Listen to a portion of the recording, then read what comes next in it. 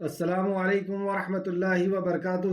الحمد للہ ان الحمد للہ نحمده ونستعینه ونستغفره ونعوذ باللہ من شرور انفسنا ومن سیئات اعمالنا من يهده الله فلا مضل له ومن يضلل الله فلا هادي له واشهد ان لا اله الا الله واشهد ان محمدا عبده ورسوله رب اشرح لي صدري ويسر لي امري واحلل عقدۃ من لسانی یفقہوا قولی رب زدنی علما رب زدنی علما رب زدنی علما آمین یا رب العالمین۔ ہر قسم کی تعریف اور شکر اللہ رب العزت کے لیے لائق اور زیبا ہے، جو ساری کائنات کی تخلیق کرنے والا، ہر مخلوق کی حفاظت کرنے والا اور ہر مخلوق کی ضرورتوں کا پورا کرنے والا ایک و تنہا ہے۔ درود و سلام ہو انبیاء اکرام پر، خصوصاً نبی مکرم رحمت للعالمین امام الانبیاء محمد صلی اللہ علیہ وسلم پر، جنہیں انس اور جن کی رشد ہدایت کے لیے مبعوث فرمائے گا۔ اللہم صلی علی محمد وعلی آل محمد کما صلیت علی ابراہیم وعلی آل ابراہیم انکا حمید مجید۔ اللہم بارک علی محمد وعلی آل محمد کما بارکت علی ابراہیم وعلی آل ابراہیم انکا حمید مجید۔ معزز سامعین کرام، آج سورہ بقرہ کی آیت نمبر 189 سے کلاس رہے گی۔ اللہ رب العزت سے دعا ہے کہ اللہ رب العزت ہمیں صحیح معنوں میں قرآن مقدس کو سمجھنے، اس پہ غور و فکر کرنے، ایمان لانے اور لوگوں تک پہنچانے کی توفیق عطا۔ آمین۔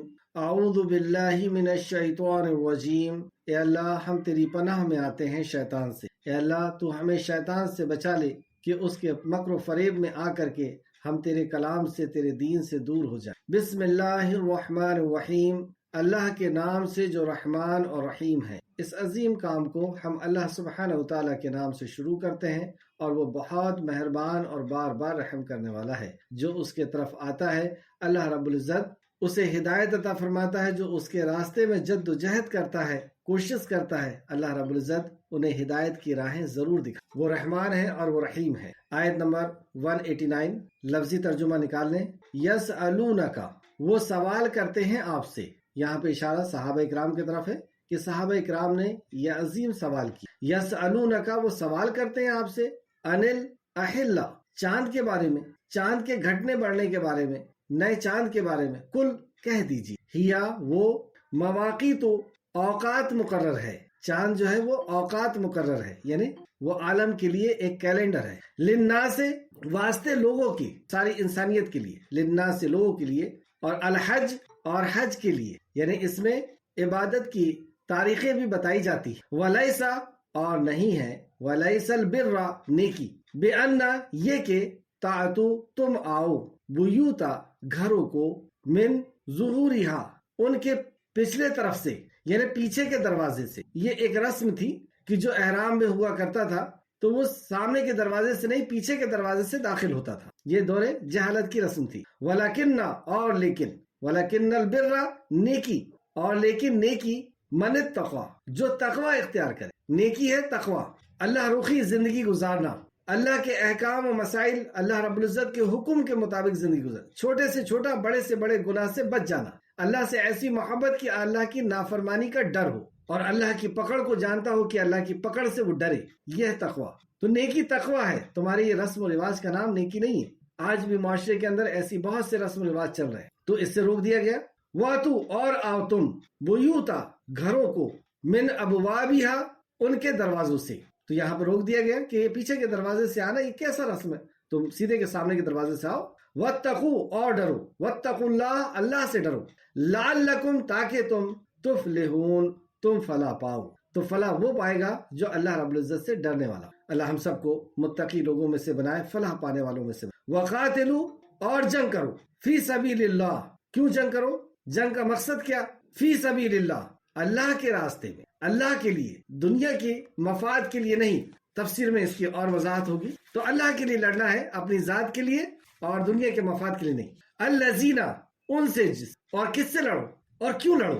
الذین، اس سے جو، یقاتلونکم، جنگ کرتے ہیں تم سے، تو لڑو ان سے جو تم سے لڑتے، مطلب وہ تم سے لڑنے آئے ہیں تو تم اپنے آپ کو بچاؤ یا ان سے لڑو۔ ولا، اور نہ، تعتدو، تم زیادتی کرو، اور لڑنے میں بھی تمہاری طرف سے زیادتی نہیں ہونا چاہیے، یعنی ایسے لوگوں کو مارنا نہیں ہے جو تم سے نہیں لڑتے، جیسے بچے، بوڑھے، عورتیں وغیرہ۔ اور تفسیر میں آئے گی بات، ان اللہ، بے شک اللہ، لا یحب، اللہ نہیں پسند کرتا، محبت کرتا معتدین، زیادتی کرنے والوں۔ تم یہ چاہتے ہو نا کہ اللہ تم اس سے محبت کرے، تو خبردار ہو جاؤ، اللہ ایسوں سے محبت نہیں کرتا جو زیادتی کرتے۔ تو اس کے پیچھے بھی راز اللہ کی محبت کا حصول ہے، اللہ کی محبت حاصل کرنا ہے۔ تو خبردار ہو جاؤ، اللہ ایسے لوگوں سے محبت نہیں کرتا جو زیادتی کرتے۔ میدان کارزار میں بھی زیادتی نہ کرنے کی وصیت کی، اور یہ خبردار کیا جا رہا ہے کہ اللہ ایسے لوگوں سے محبت نہیں کرتا۔ اور قتل کرو انہیں حیث، جہاں بھی، ثقفتموہم، پاؤ تم انہیں، وَأَخْرِجُوهُمْ، اور نکالو انہیں، اخراج کرو، نکالو انہیں، من حیث، جہاں سے، اخرجوکم، انہوں نے تمہیں نکالا، پہلے انہوں نے نکالا تھا تمہیں، اب تم انہیں نکالو وہاں سے۔ یہ اشارہ ہے مکہ کی طرف، ہم سب جانتے ہیں۔ والفتنۃ، اور فتنہ، اشد، زیادہ سخت ہے، من القتل، قتل یعنی قتل سخت چیز ہے، بری چیز ہے، اور اس کی سنگینی دوسری جگہ اللہ نے فرمایا کہ جس نے کسی ایک بے گناہ کا قتل کیا گویا کہ اس نے ساری انسانیت کا قتل کر دی۔ تو یہ ایسا کون سا جرم ہے جس جرم کو ختم کرنے کے لیے قتل کی اجازت دی جا رہی؟ اللہ شرک کی مذمت میں اس سے زیادہ جامع آیت میں نے میری نظر سے نہیں گزری توحید کی فضیلت میں یہاں فرمایا اخرجوکم، انہیں نکالو تم، والفتنۃ، اور فتنہ، اشد، زیادہ سخت ہے، من القتل، قتل سے، یعنی قتل کا حکم دیا جا رہا ہے کس چیز کے لیے؟ فتنے کو روکنے کے لیے۔ اور فتنہ کیا ہے؟ کیا تھا فتنہ مکہ کیا تھا؟ اور کس چیز کی دعوت تھی؟ اور یہ جھگڑے کی وجہ کیا تھی؟ ابھی کوئی احکام و مسائل تو آئے نہیں تھے مکہ میں۔ اور دیکھیں، جب تک ہم سیرت کا مطالعہ نہیں کر لیتے اور احادیث کی روشنی میں، صحابہ اکرام کے منہج کی روشنی میں قرآن کو نہیں سمجھیں گے، قرآن نہیں سمجھ میں آئے۔ تو انشاءاللہ تفسیر میں دیکھتے ہیں، آگے دیکھیں۔ ولا، اور نہ، یقاتلوکم، تم لڑو ان سے، ان دا پاس، مسجد الحرام، مسجد حرام کے۔ اب حدود لگائی جا رہی ہیں، پابندیاں لگائی جا رہی ہیں کہ تم لڑو، لڑنے کی اجازت تو دی گئی 15 سال بعد، لیکن اس کے بعد بھی احکام اس قدر آ رہے ہیں کہ تم ان سے نہیں لڑ سکتے جو تم سے نہیں لڑ رہے، تم ان سے لڑو گے جو تم سے لڑتے ہیں، اور لڑنے میں زیادتی نہیں ہونا چاہیے، یعنی ان کو نہیں مار سکتے تم جن کا جنگ سے کوئی لینا دینا نہیں، اور یہاں پر حرم میں بھی تم نہیں لڑ سکتے، حتیٰ، یہاں تک کہ یقاتلوکم فیہ، وہ لڑے تم سے اس میں، اگر وہ تم سے وہاں پہ لڑتے ہیں تو بات الگ۔ فَإِن، پھر اگر قتلوکم، وہ لڑے تم سے، فَقْتُلُوهُمْ، تو قتل کرو انہیں، کذالک، یہی ہے، جزاء، بدلہ، جزاء الکافرین، کافروں۔ کس چیز سے کفر کیا انہوں نے انکار کیا توحید، آخرت اور رسالت کا۔ اللہ کو تو مانتے تھے لیکن اللہ کی وحدانیت کا انکار۔ 365 کو انہوں نے رکھا ہوا تھا، اور پورے جھگڑے کی جو جڑ تھی وہ یہی تھی کہ تم نے انہیں کیوں کہہ دیا کہ یہ حاجت روا اور مشکل کشا نہیں، یہ لات، عزا، منات اور یہ 360 جو ہمارے باپ دادا جن کو پوچھتے چلے آئے ہیں، تم نے یہ کیسے کہہ دیا اشہد اللہ الہ الا اللہ، کہ کوئی عبادت کے لائق نہیں سوائے اللہ، اس قسم کے۔ اور یہ تھی جڑ اصل جو ہے لڑائی کی۔ تو انہوں نے کفر کیا، انکار کیا، جبکہ یہ سب دین ابراہیم پر ہے۔ آگے آئے گی بات۔ پھر اگر باز آ جائے، اس کے بعد بھی ان کو آفر دیا جائے کہ اگر وہ باز آ جائے یعنی وہ شرک سے باز آ جائے، اللہ رب العزت کے ساتھ کفر کرنے سے باز آ جائے، فَإِنَّ اللَّهَ، تو بے شک اللہ، غفور الرحیم، بہت بخشنے والا اور بہت رحم فرما۔ واقعی اتنے بڑے جرم کے بعد بھی اللہ رب العزت انہیں معاف کرنے کے لیے تیار ہے، انہیں آفر دے رہا ہے اور بتا رہا ہے کہ وہ غفور ہے، معاف کرنے والا، رحیم، رحم کرنے والا۔ وَقَاتِلُوهُمْ، اور لڑو ان سے، حتیٰ، یہاں تک کہ، لا، نہ، تکون، رہے، فتنۃ، کوئی فتنہ، وہی فتنہ جس کی تفسیر ہم آگے پڑھیں گے، فتنۃ، ویکون، اور ہو جائے، ویکون الدین، دین للہ، اللہ کے لیے، فتنہ ختم ہو جائے اور دین یعنی زندگی گزارنے کا طریقہ اللہ رب العزت کا نازل کیا ہوا باقی رہ جائے۔ فَإِن، پھر اگر، تہو، وہ باز آ جائیں، فلا، تو نہیں، عدوانہ، کوئی زیادتی، الا، مگر، علی الظالمین، ظالموں، تو ظالموں کے علاوہ کسی اور کے اوپر زیادتی نہیں کی۔ اور ظالم کون؟ وہی مشرکین مکہ۔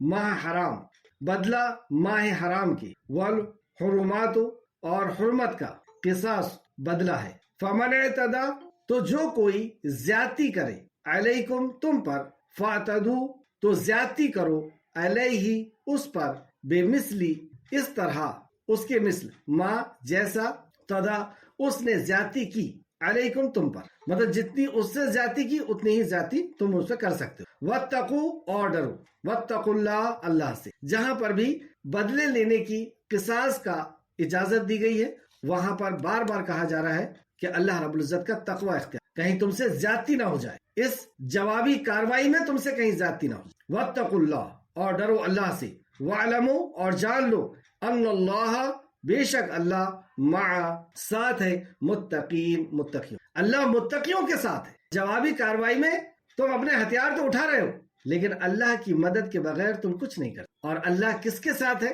متقیوں کے ساتھ۔ تو تقوی تمہارے ہاتھ سے نہیں جانا چاہیے، یعنی ظلم نہیں ہونا چاہیے، ظلم اور زیادتی۔ بتائیں آپ میدان کارزار میں بھی ظلم اور زیادتی سے منع کریں۔ آئیں اب تفسیر دیکھتے ہیں۔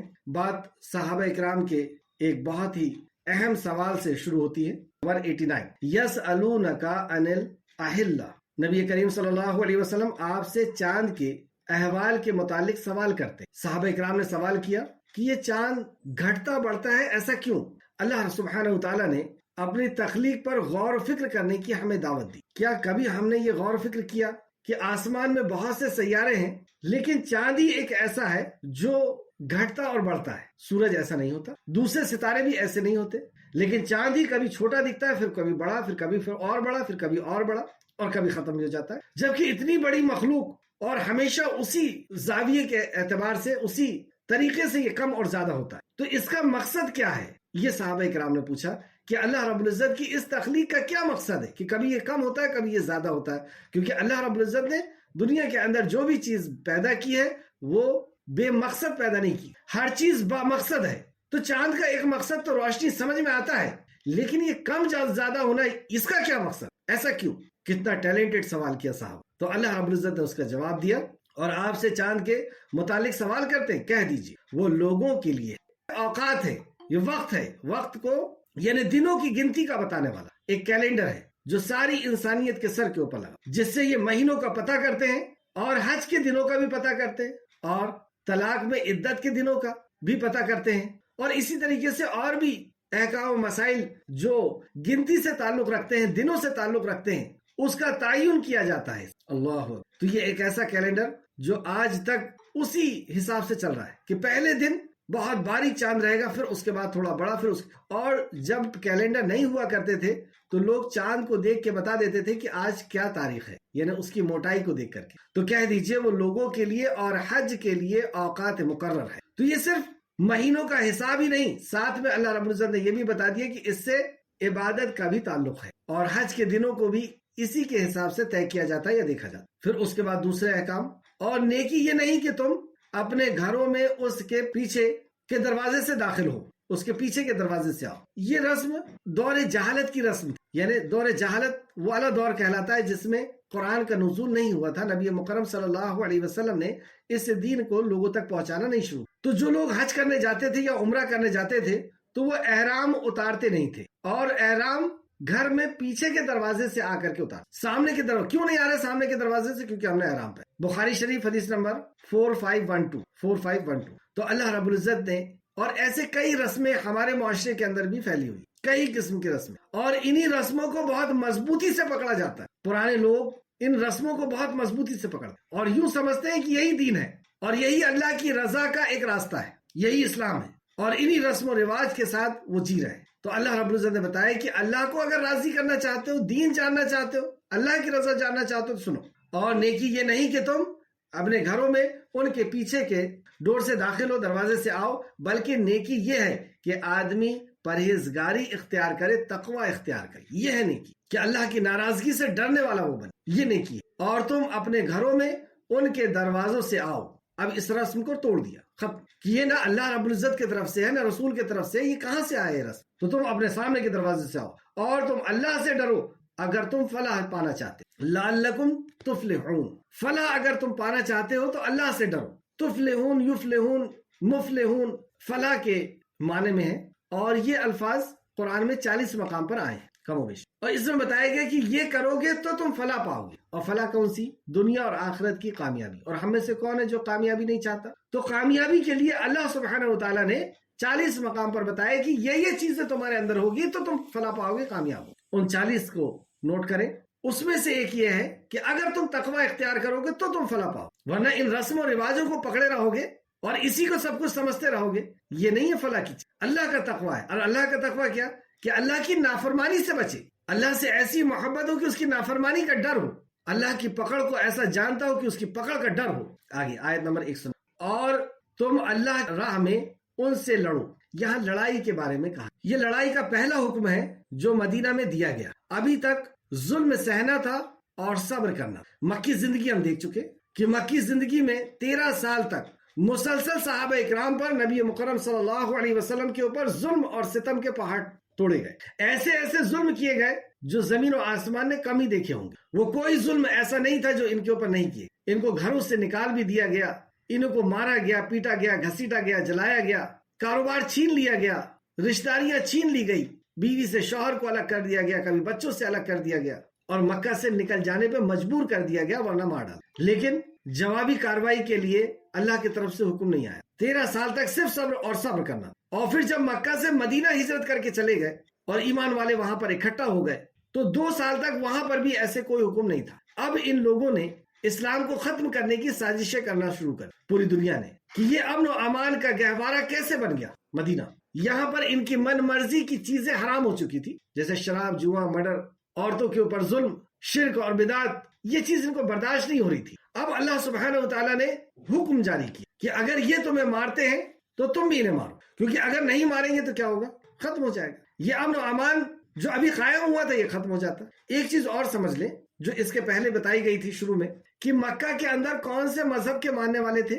سارے کے سارے دین ابراہیم پہ تھے, یعنی مسلمان تھے, نماز, روزہ, حج, زکات سب کرتے تھے. لڑائی کی وجہ کیا تھی؟ لڑائی کی وجہ خانہ کعبہ کے اندر, جو خانہ کعبہ توحید کی بنیاد پہ بنایا گیا تھا, صرف ایک رب کی عبادت کے لیے بنایا گیا تھا, اس میں انہوں نے 360 مجسمے رکھ دیے تھے, نیک لوگوں کے بت رکھ دیے تھے اور دوسرے لوگوں کے, ان کی عبادت کا یہ کہتے تھے. اور اس بات پر, اور جو سب سے پہلی وحی آئی, اور جو سب سے پہلی وحی ہر انبیاء پہ آئی ہے, ان اعبدوا اللہ واجتنبوا الطاغوت, طاغوت کا انکار, یہ باطل معبود ان کا انکار کرو اور صرف ایک اللہ کی عبادت. یہاں سے ان کا جھگڑا شروع ہوا. کچھ لوگوں نے کفر کیا, انکار کیا, ان کو کافر کہا گیا. شرک کیا, ان کو مشرک کہا گیا. تو انکار کس چیز کا کیا گیا؟ کون سے احکام و مسائل تھے مکہ میں؟ کوئی احکام و مسائل نہیں تھے. 3 بات آئی تھی, توحید, آخرت اور رسالت. تو انہوں نے توحید کا انکار کیا, یعنی اللہ رب العزت کو واحد ماننے سے, اس کے اسماء الحسنہ میں, اس کی عبادت میں انکار کیا. توحید ربوبیت کا اقرار کیا تھا انہوں نے, لیکن اسماء الحسنہ اور عبادت کا انکار کیا. تو یہ کفر کیا انہوں نے, نبی کا انکار کیا, قرآن کا انکار کیا, کفر کیا, کافر کہلائے. اور شرک کیا, اللہ کے علاوہ بھی دوسروں کی عبادت کی. اللہ کی عبادت تو کرتے تھے, نماز پڑھتے تھے, بھلی ان کی نماز کا انداز بدل چکا تھا, طواف کرتے تھے, حاجیوں کو پانی پلاتے تھے, ان کو کھانا کھلاتے تھے, سب کرتے تھے. تو ایسے لوگوں کے لیے بات اب شروع ہو رہی. اور تم اللہ کی راہ میں ان لوگوں سے لڑو جو تم سے لڑتے. تو لڑائی کا مقصد کیا ہے؟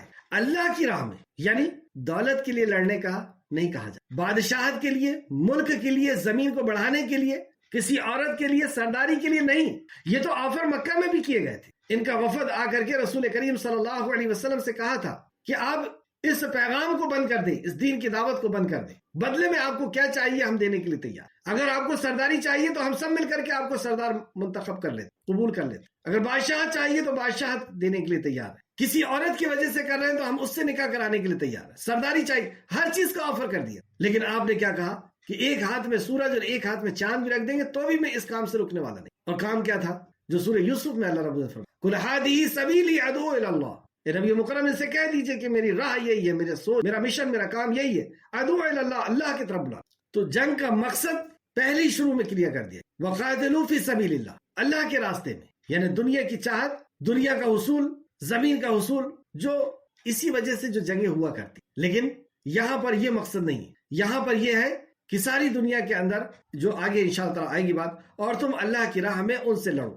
تو لڑو, تو لڑنے کا قاعدہ فوراً بتا دیا. سب سے پہلا قاعدہ یہ, جو تم سے لڑے, اگر وہ تم سے نہیں لڑتے تو تم نہیں لڑ سکتے. جو تم سے لڑے تم ان سے لڑو گے, یعنی وہ اگر مارنے کے لیے آ رہے ہیں تو تم ان سے لڑو گے جو تم سے لڑتے. اور تم زیادتی نہ کرو, تم زیادتی نہ کرو. اور زیادتی کیا ہے؟ اور پھر آگے فرمایا, بے شک اللہ زیادتی کرنے والوں کو پسند نہیں کرتا. تم اللہ کے پسندیدہ بننا چاہتے ہو تو یاد رکھو, اللہ رب العزت زیادتی کرنے والوں کو پسند نہیں کرتا. اللہ, ایسے اصول, ایسا قانون, ایسی شریعت, اور اس کے بعد ایسی الزام تراشیاں. اس کی وجہ کیا ہے؟ ہم نے پیش نہیں کیا, ہم نے بتایا نہیں کہ ہم کیا ہیں, کیونکہ ہم خود بھی ویسے نہیں رہے, ہم خود قرآن و حدیث کے مطابق نہیں رہے. اور تم زیادتی نہ کرو. اچھا, لڑائی کے حکم کے تعلق سے تفسیر ابن کثیر سے بھی ہم دیکھتے ہوئے چلتے ہیں. تفسیر ابن کثیر جلد نمبر 1 صفحہ نمبر 410, یہ آیت, اور تم اللہ کی راہ میں ان سے لڑو جو تم سے لڑتے ہیں کے بارے میں روایت کیا ہے کہ یہ مدینہ میں قتال کے بارے میں نازل ہونے والی پہلی آیت ہے۔ جب یہ آیت نازل ہوئی تو رسول اللہ صلی اللہ علیہ وسلم نے بھی ان لوگوں سے لڑنا شروع کر دیا جو آپ سے لڑتے تھے، اور آپ صلی اللہ علیہ وسلم ان سے نہیں لڑتے تھے جو آپ سے نہیں لڑتا تھا، حتیٰ کہ سورہ برات یعنی سورہ توبہ نازل ہو۔ یہ تفسیر الطبری کے حوالے سے تفسیر ابن کثیر نے نقل کیا ہے، تفسیر الطبری جلد نمبر 2 صفحہ نمبر 258۔ تو یہ 13 سال بعد مدینہ کے اندر نازل ہونے والی، اور مدینہ میں بھی 2 ہجری کے بعد نازل ہونے والی یہ آیت ہے، یعنی اس کے پہلے اگر وہ لڑ رہے ہیں تو ادھر سے لڑنے کا بھی حکم نہیں تھا اللہ۔ اور دوسرا یہ کہ ان سے زیادتی نہ کرو۔ زیادتی کے تعلق سے امام مسلم نے ایک حدیث لائے ہیں جس میں ہے رسول اللہ صلی اللہ علیہ وسلم نے فرمایا، اللہ کے نام کے ساتھ اللہ کے راستے میں جہاد کرو۔ اللہ کے نام کے ساتھ اللہ کے راستے میں جہاد کرو، جو اللہ کے ساتھ کفر کرے اس سے لڑو۔ اور اللہ کے ساتھ کفر کیا ہے؟ اللہ کے ساتھ انہوں نے کیا کفر کیا تھا؟ اللہ کی وحدانیت کا انکار کیا، یعنی انہوں نے شرک کا ارتکاب کیا۔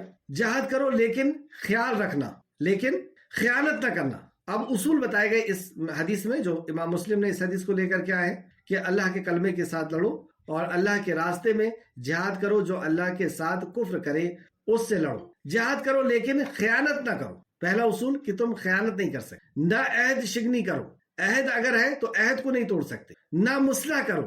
مسلح کرنا یعنی انگلی اور کان وغیرہ کا کاٹ کر کے چھوڑنا، تو مسلح نہیں کر سکتے، ہاتھ وغیرہ کاٹنا۔ اور نہ بچوں اور گرجوں والوں کو قتل کرو، اور نہ تم بچوں کو نہیں قتل کر سکتے۔ اور گرجا گھر میں جو لوگ درویش لوگ ہیں، وہ ان کو کوئی مطلب نہیں ہے دنیاوی معاملوں سے، اور وہ اپنے اس میں گرجا میں بیٹھے ہو، تو ان کو بھی تم نہیں مار سکتے۔ یعنی جس کا تعلق جنگ سے نہیں ہے تم اس کو ڈسٹرب نہیں کر سکتے، عورتوں کو نہیں مار سکتے، بچوں کو نہیں مار سکتے، بوڑھوں کو نہیں مار سکتے، اور جس کا لڑائی سے کوئی حصہ نہیں اس کی طرف نہیں کر سکتے۔ یہاں تک کہ تم درختوں کو نہیں جلا سکتے، تم جانوروں کو بھی نہیں مار سکتے بغیر اس کے حکمت کے۔ تو یہ حدیث جو میں نے اس کے پہلے بتایا آپ کو، وہ مسلم شریف کی حدیث تھی جس میں گرجا گھر میں بیٹھنے والوں تک کا ذکر تھا۔ تو مسلم شریف حدیث نمبر 1731 اور مسند احمد جلد نمبر 1 صفحہ نمبر 300 اور تفسیر ابن کثیر جلد نمبر 1 صفحہ نمبر 411 میں اس کو نقل کیا ہے۔ واپس آئیں، اور تم زیادتی نہ کرو، بے شک اللہ زیادتی کرنے والوں کو پسند نہیں کرتا۔ تو تم اللہ کی رضا کے لیے کر رہے ہو نا، اللہ تم کو پسند کرے یہ چاہتے ہو نا، تو سمجھ لو کہ اللہ زیادتی کرنے والوں کو پسند نہیں کرتا۔ 3 احکام و مسائل اس کے اندر ملتے ہیں۔ پہلا، جنگ کا مقصد کیا ہے؟ تو یہ بھی کو کلیئر ہونا چاہیے کہ جنگ کا مقصد اللہ کے کلمے کا بلند کرنا، توحید کا قائم کرنا، توحید، آخرت اور رسالت، اسی کے لیے یہ جنگ تھی، اسی کی وجہ سے مارے جاتے تھے، اسی وجہ سے مکہ سے نکالے جاتے۔ دنیاوی مفاد اس کے پیچھے نہیں، اور اگر دنیاوی کوئی مقصد ہے تو وہ اسلام کی جنگ نہیں کہلاتی۔ اگر آپ دولت کے لیے کر رہے ہیں، بادشاہت کے لیے کر رہے ہیں، ملک کے لیے کر رہے ہیں، زمین کے لیے کر رہے ہیں، عورت کے لیے کر رہے ہیں، سرداری کے لیے کر رہے ہیں، وہ جنگ نہیں کہلائی۔ تو مقصد اللہ کے کلمے کو بلند کرنا۔ دوسرا مقصد ہے فی سبیل اللہ، دنیاوی غرض نہیں۔ دوسرا، کس کے ساتھ لڑنے کا حکم دیا گیا یہاں پر؟ جو تم سے لڑتا ہے اس کے ساتھ، بالکل کلیئر۔ اور کیسے لڑنا ہے؟ تیسرا اصول کیسے لڑنا ہے؟ زیادتی کے بغیر۔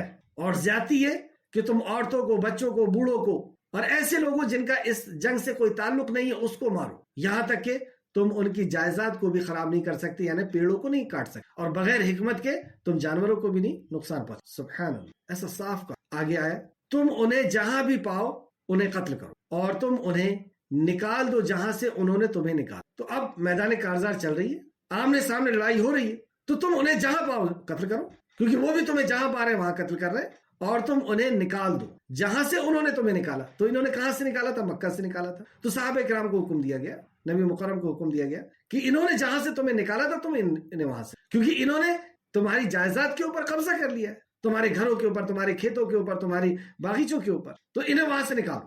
اور فتنہ قتل سے بھی زیادہ سخت گناہ، یہ سب سے اہم بات جو مجھے چھو گئی آج کے اس کلاس میں۔ اور فتنہ قتل سے بھی زیادہ سخت ہے، تو قتل سخت ہے، واقعی قتل سخت۔ اللہ رب العزت نے خود قتل کے تعلق سے بتایا کہ ایک بے گناہ کا قتل کرنا گویا کہ ساری انسانیت کا قتل۔ تو یہاں پہ قتل کا حکم دیا جا رہا ہے عام، کہ وہ اگر تمہیں مارتے تو تم بھی مارو۔ تو یہاں قتل کو جائز کیا جا رہا ہے، کیوں؟ کیونکہ بڑے جرم سے روکنا ہے، اور بڑے جرم سے روکنے کے لیے چھوٹا جرم کیا جاتا ہے۔ جیسے آپ دیکھیں، کوئی اگر کرائم کر رہا ہے تو اس کو ڈنڈے سے پیٹا جاتا ہے۔ ڈنڈے سے پیٹنا تو غلط ہے نا، کیوں پیٹا جا رہا ہے؟ کیونکہ وہ اس کرائم سے رک جائے، اسے جیل میں ڈالا جا رہا ہے۔ کیوں؟ کیونکہ وہ بڑے کرائم سے رک جائے۔ جیل میں ڈالنا بھی گناہ ہے، غلط ہے، لیکن کیوں کرا جا رہا ہے؟ کیونکہ بڑے کرائم سے اس کو روکنا ہے، اس لیے چھوٹا کیا جا رہا ہے. تو یہ قتل کرنا یہ اتنا بڑا کرائم دوسری جگہ اللہ نے بتایا، لیکن اس کو جائز کر دیا. کیوں؟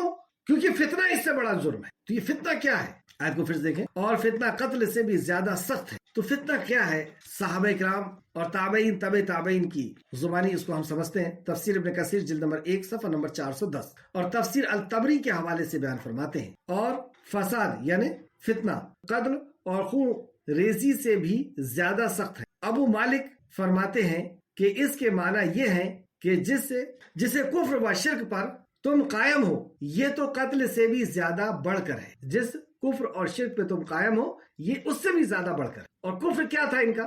انہوں نے اللہ رب العزت کی وحدانیت کے ساتھ کفر، رسالت کے ساتھ کفر کیا تھا، انکار کیا، اور آخرت کے ساتھ انہیں کفر اور واضح طور پہ سمجھا. ابو اعلیٰ، مجاہد، سعید بن جبیر، اکرمہ، حسن، قتادہ، ضحاک اور ربیہ بن انس رضی اللہ عنہ بھی فرماتے ہیں کہ اس کے معنی یہ ہے کہ شرک قتل سے بھی بڑھ کر، شرک قتل سے بھی بڑھ، یہ ایسا سنگین جرم جس جرم کی وجہ سے اللہ رب العزت نے اس حکم کو صادر فرمایا، اس حکم کو دیا.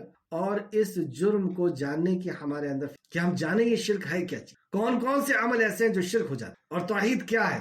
اللہ رب العزت ہم سب کو توفیق عطا فرمائے. تو یہ حکم اس لیے دیا کہ اور فتنہ قتل سے بھی زیادہ سخت ہے، اور تم ان سے مسجد حرام کے پاس نہ لڑو یہاں تک کہ وہ اس میں تم سے لڑے، پھر اگر وہ تم سے لڑے تو تم انہیں قتل. ایسے کافروں کی یہی سزا. یہ مسجد حرام کی حرمت کے تعلق سے بتایا گیا کہ جب سے مسجد حرام قائم کی گئی ہے اور قیامت تک اس کی حرمت باقی رہے گی. لیکن جب فتح مکہ ہوا تھا اس چند لمحے کے لیے نبی کریم صلی اللہ علیہ وسلم کے لیے صرف وہاں پر بھی ایسے مجرموں کو جنہوں نے توبہ کرنے سے انکار کر دیا تھا، جو اپنے گھروں کے اندر داخل ہو کر کے دروازے کو بند نہیں کیا، تو ایسے کچھ چند لوگ تھے. اس تعلق سے ایک حدیث دیکھتے ہیں جو امام بخاری اور مسلم نے روایت کی ہے. اس شہر کو یعنی مکہ کو، اس شہر کو اللہ تعالیٰ نے اس دن سے محترم قرار دیا ہے جس دن آسمان اور زمین کو پیدا فرمایا، اس دن سے یہ محترم ہے. تو یہ اللہ تعالیٰ کی حرمت قرار دینے کی وجہ سے قیامت تک محترم ہے. مطلب یہ گھر قیامت تک کے لیے محترم اور مکرم بنا دیا ہے. نبی مکرم صلی اللہ علیہ وسلم فرماتے مجھ سے پہلے کسی کے لیے اس میں لڑائی کرنا حلال نہ، اور میرے لیے بھی دن کے صرف ایک گھڑی میں لڑنا حلال قرار دیا گیا تھا. چنانچہ یہ اللہ تعالیٰ کے محترم قرار دینے کی وجہ سے قیامت تک محترم ہے. یعنی قیامت تک یہاں پہ جنگ و جدال کا منع کر دیا. اس کے درخت کو نہ کاٹا جائے اور اس کے شکار کو نہ بھگایا جائے اور نہ اس کے گری ہوئی چیز کو اٹھایا جائے. مطلب مکہ کے اندر کوئی چیز گر بھی گئی ہے کعبہ کے آس پاس یا حرم کے اندر، تو کوئی چیز گر گئی ہے تو اسے نہ اٹھایا جائے الا یہ کہ اعلان کرنا مقصد ہو، اور اس کے گھاس کو بھی نہ اکھاڑی جائے. بخاری شریف حدیث نمبر 1833 مسلم شریف حدیث نمبر 1353. تو یہ خانہ کعبہ میں بھی اگر یہ لوگ لڑتے ہیں تو ان کو وہاں پہ لڑنے کا حکم دیا گیا. پھر اگر وہ باز آ جائے تو بے شک اللہ بہت بخشنے والا اور بہت رحم کرنے والا. اس کے بعد بھی ان کو آفر دیا جا رہا ہے کہ تم اس شرک سے، اللہ رب العزت کے ساتھ کسی اور کو شریک کرنے سے، اللہ کا حق ماننے سے اور اپنی پیدائش کے مقصد کو بھولنے سے تم اگر باز آ جاؤ، تم اگر توبہ کر لو تو اللہ رب العزت غفور ہے، یعنی معاف کرنے والا اور رحیم ہے، رحم فرمانے والا. فقاتلوہم، اور ان سے جنگ کرو یہاں تک کہ فتنہ باقی نہ رہے. پھر وہی بات، اس وقت تک جنگ کرو جب تک فتنہ باقی نہ رہے اور دین صرف اللہ کے لیے ہو جائے. دین یعنی زندگی گزارنے کا وہ طریقہ جو آسمان سے نازل، پوری زندگی گزارنے کا طریقہ، قانون. تو اس وقت تک جب تک یہ دین زندگی گزارنے کا طریقہ اللہ رب العزت کا دیا ہوا نافذ ہے، صرف اللہ کے لیے ہو جائے. پھر اگر وہ باز آ جائے تو ظالموں کے سوا کسی پر زیادتی جائز نہیں. اب بھی وہی بات ہے، پھر اگر وہ باز آ جائے، اگر وہ باز آ گئے تو پھر جنگ و جدال نہیں ہو سکتا، اور اگر وہ باز آ جائے تو ظالموں کے سوا کسی پر زیادتی جائز نہیں. اگر وہ باز آ گئے تو وہ ظالم نہیں بچے، اور ظالموں کے سوا کسی اور پہ زیادتی جائز. آج کی کلاس کی آخر آیت نمبر 194. تم پہ ماہ حرام کی پابندی کے بدلے میں ہے، پس جو کوئی تم پر زیادتی کرے تو تم اس کے برابر اس پر زیادتی کرو جو زیادتی اس نے تم پر کی. مطلب اس نے جو زیادتی کی ویسی اتنی ہی زیادتی تم ان پہ کرو. یہ اللہ نے آرڈر دیا. اور اللہ سے ڈرو اور جان لو کہ بے شک اللہ پرہیزگاروں کے ساتھ. اللہ سے ڈرو اور جان لو. یہاں پر بھی جہاں پر بھی جوابی کاروائی کے بارے میں کہا جا رہا ہے وہاں پر اللہ رب العزت نے ڈرا دیا کہ اللہ سے ڈرو، تقوی اختیار، اور یاد رکھو، دیکھیں یہاں پہ اللہ سے ڈرو اور جان لو کہ بے شک اللہ پرہیزگاروں کے ساتھ ہے۔ تو اللہ رب العزت کا ساتھ اگر تم چاہتے ہو تو پرہیزگاروں کے ساتھ ہے، اور اللہ کے ساتھ کے بغیر تم کسی ایک چھوٹی سی مکھی کو بھی نہیں مار سکتے۔ تم ظلم کو روکنا تو بہت دور کی بات، ظلم کو ختم کرنا، ظلم کے خلاف آواز اٹھانا اور آواز اٹھا کر کے اس میں کامیاب ہونا، یہ سوائے اللہ کی مدد کے نہیں ہو سکتا، اور اللہ کی مدد ظالموں کے ساتھ، متقیوں کے ساتھ ہے۔ یہ بار بار اللہ رب العزت یہاں اس آیت کا شان نزول اس طرح کہ 6 ہجری میں نبی کریم صلی اللہ علیہ وسلم، 6 ہجری یعنی ہجرت کے 6 سال بعد، جب نبی مکرم مکہ سے مدینہ ہجرت کر کے آئے تو وہاں سے ہجری سن اسٹارٹ ہوا مسلمانوں کا، امت محمدیہ کا، اور ہجری سن کے 6 سال بعد، مطلب ہجرت کرنے کے 6 سال بعد نبی کریم صلی اللہ علیہ وسلم 1400 لوگوں کو لے کر کے عمرہ کے لیے مدینہ سے مکہ تشریف لے جا، 1400 لوگوں کو لے کر کے، لیکن راستے میں مکہ والوں نے، مشرکین نے ان کو روک دی اور کہا کہ آپ کا میں انٹری نہیں دی جائے گی، آپ خانہ کعبہ نماز پڑھنے کے لیے نہیں جا سکتے، عبادت کرنے نہیں جا سکتے، عمرہ کرنے نہیں۔ اور یہ وقت ذی قعدہ کا تھا، جن مہینوں میں یہ حرمت والے مہینے، جن مہینوں میں لڑائی نہیں کی تھی۔ بہرحال وہاں پر صلح ہوئی، صلح حدیبیہ کے نام سے ہم جانتے ہیں، اور صلح کے بعد یہ طے پایا گیا کہ آپ اگلے سال آؤ گے۔ اب اگلے سال جب صحابہ اکرام جا رہے تھے نبی مکرم صلی اللہ علیہ وسلم، تو وہ مہینہ بھی حرمت والا ہی مہینہ۔ اب صحابہ اکرام اس ٹینشن میں آئے کہ ابھی بھی حرمت والا مہینہ، تو اب ہم لڑ سکتے ہیں کہ نہیں لڑ سکتے؟ اب ہم کیا کریں؟ اگر انہوں نے پھر روک دیا، اور اب اگر روک دیا تو اب ہمیں کیا کرنا ہے؟ حرمت والا مہینہ ہے، اب ہم کیا کاروائی کریں گے؟ تو اس کے تعلق سے یہ آیت نازل۔ تو حرمت والے مہینے 4 ہیں جو امام بخاری نے بھی روایت کیے ہیں، بخاری شریف حدیث نمبر 3197 ذی قعدہ، ذی الحج، محرم اور رجب، یہ 4 مہینے ہیں۔ تو اس میں سے ذی الحج میں یہ لوگ گئے تھے، لیکن جب دوسری بار بھی جب جانے لگے تو وہ بھی حرمت والا مہینہ تھا، اس لیے اللہ رب العزت نے یہاں پر اب ان کے ڈاؤٹ پہ احکام نازل کیا کہ اگر وہ حرمت کو توڑتے ہیں اور وہ اپنے عہد کو توڑتے ہیں تو تم بھی توڑ دینا۔ تو تم پر ماہ حرام کی پابندی ان کے طرف سے ماہ حرام کی پابندی کے بدلے میں ہے، اور حرمتیں بدلے کی چیزیں ہیں، پس جو تم پر زیادتی کرے تو تم اس کے برابر اس پر زیادتی کرو جو زیادتی اس نے تم پر کی۔ اب جو وہ زیادتی کریں گے تو تم اتنی زیادتی کرو، اور اللہ سے ڈرو، اللہ کا تقوی رکھو، اور جان لو کہ بے شک اللہ پرہیزگاروں کے ساتھ، اور جان لو کہ اللہ رب العزت پرہیزگاروں کے۔ ابھی تک جو ہم نے آیتیں پڑھی کہ چاند کے تعلق سے صحابہ اکرام نے سوال کیا، اللہ سبحانہ و تعالیٰ نے بتایا کہ چاند جو ہے وہ ساری دنیا کے لیے اللہ رب العزت کا بنایا ہوا، تاریخ لکھنے کے لیے، تاریخ معلوم کرنے کے لیے اللہ کا بنایا ہوا ایک کیلنڈر ہے، اور رسم و رواج کو اللہ رب العزت نے ختم کیا اور کہا کہ تقوی اختیار کرو، یعنی اللہ کا ڈر، اللہ کا تقوی یہ ہے کہ اللہ کے حکم کے مطابق چلے، نبی کے حکم، اور تقوی اختیار کرو گے تو تم فلاح پاؤ گے، فلاح اور کامیابی کے لیے تقوی شرط بتا۔ دوسرا، پہلی لڑائی کا حکم جو دیا گیا وہ آیت نمبر 190 میں ہے جو سورہ بقرہ کے اندر ہے، اور یہ مدینہ میں دیا گیا لڑائی کا حکم، اور لڑائی کے حکم کا مقصد بتایا گیا، کس سے لڑو گے یہ بتایا گیا، کیسے لڑو گے یہ بتایا، تینوں چیز بتائی گئی، اور لڑائی کی وجہ کیا تھی؟ لڑائی کی وجہ بتائی گئی شرک، اور شرک کو ختم کرنے کے لیے